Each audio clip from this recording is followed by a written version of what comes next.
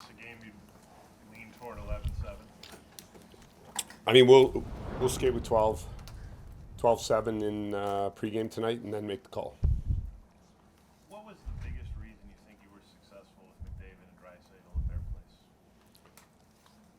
Well, the important thing is not to just think about them. I mean, they need their teammates and line mates to be successful, and I think it's definitely our team game that gives us a chance. So we need to reach for that. They are as strong up the middle maybe as any team we've seen here with McDavid, Draisaitl, Nuge, and Gaetan Haas. That's a really good group up the middle. And okay, we'll see them here and there together or on the power play, McDavid and Draisaitl. But I think it's more important to concentrate on our team game. And I thought we had a good team game in Edmonton, and that's what we're reaching for today here. You're a plus team for the season at 5-on-5, and this club has been -30, -40 for several years. I mean, the power play's gotten so much talk here, but what does it mean to you that you guys have been able to sustain things at 5-on-5? Yeah, no, the 5-on-5 game being plus at this point, halfway through the season, is definitely something we're proud of. We've worked hard on that since training camp to establish a game that's consistent. We're still wandering in and out of the principles we need, but we know they're there, and the guys are grabbing onto them, and they're criticizing or critiquing themselves now in the right way. So it's the specialty teams that need to join the level. You know, we've definitely been minus here in specialty team games quite often of late, and it's cost us points. And that's what I'm mentioning to you on a regular basis, all of you, is that we need to separate those two completely. And the 5-on-5 game is something that there's constant improvement at, and we need to continue here in the second half of the season every day looking for growth in the 5-on-5 game while growing our specialty teams. Having said what you said, did you get what you wanted chance-wise? I remember you missed the net 5 times. Victor 4 times, Jack once.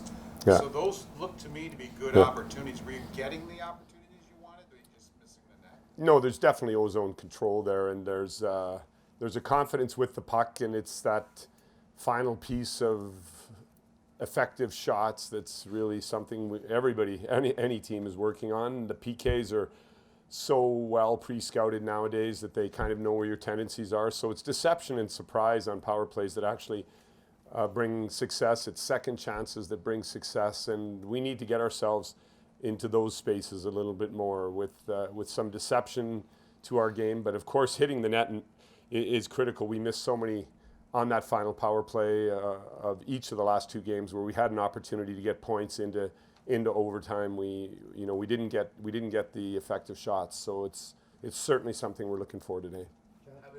Ralph, having said what you said yesterday, so evocatively and forcefully, but poignantly, about coaching the players that you want to coach, that want to be here. How important do you feel that message needed to be delivered, not only to the locker room, but maybe to the Sabres fans who are questioning what this team is all about? Yeah, it's important that we're still developing Sabres' identity here. It's a new journey began in September, and we're working on it every day. And part of it is also the way players fight through challenging situations, how they deal with adversity, lets us see their character.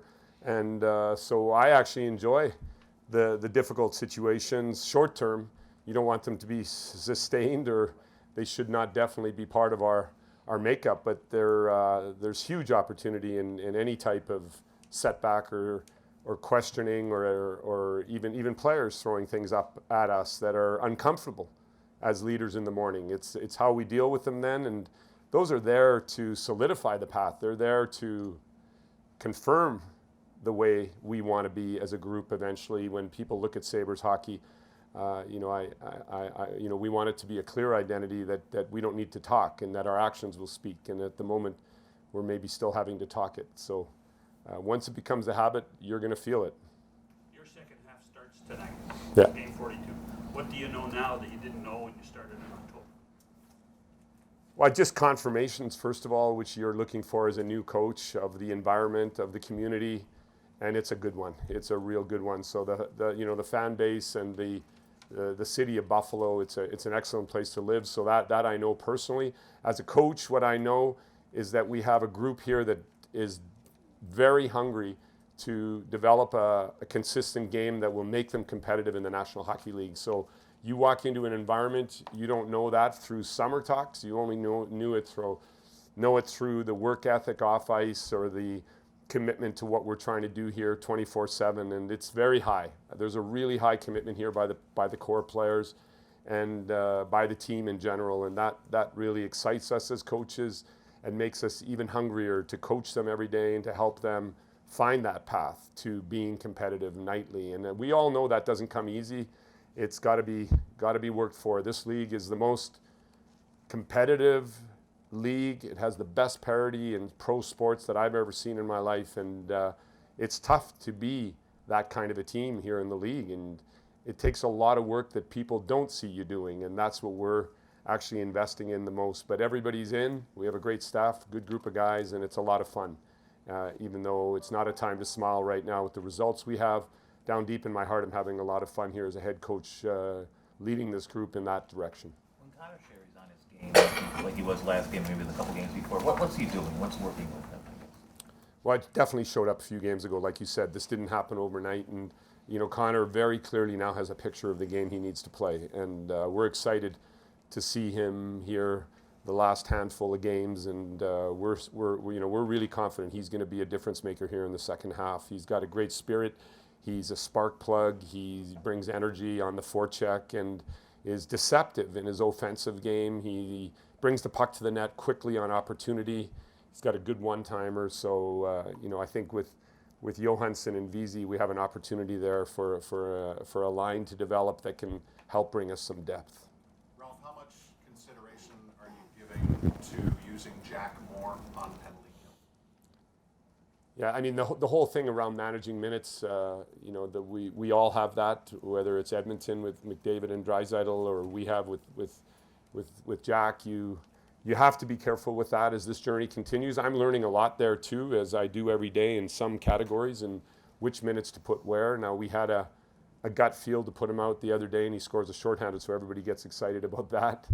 And until we went and screwed up the rest of the game, but it was really exciting to see. And we know Jack has developed and evolved defensively tremendously, and he can help us there.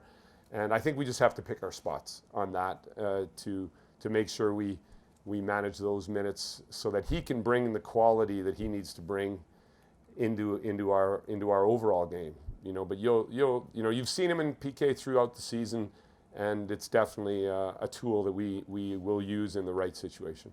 Ralph, you coached Leon. Yeah. You coached Leon. Hello. Yeah, You hi. coached Leon Hi, at the Bob. World Cup. Are you surprised he's been able to get to the level that he's been at over the last couple of years? Even within that little World Cup journey, it was amazing how he evolved through some excellent coaching from Paul Maurice. Paul made him a pet project, so Edmonton should thank him for that. I was looking at the team as a whole, and very early on we saw the potential in Leon and his willingness to be a part of those conversations, and the time we spent from his game 1 to 2 to 3 as he evolved through the tournament, and then getting balls like he did in overtime against the Czechs in a 3-on-3 as a center starting in our end. He earned that. He earned that shift, which ended up in a goal that took us into the semifinal against Sweden and then the final. So, just in that little capture of time, I was able to see Leon grow, and his game intelligence and his ability came out. So I'm not surprised at all where he is in the league, and we'd like to be proud of how we can shut him down tonight. That's what we're going to try and do.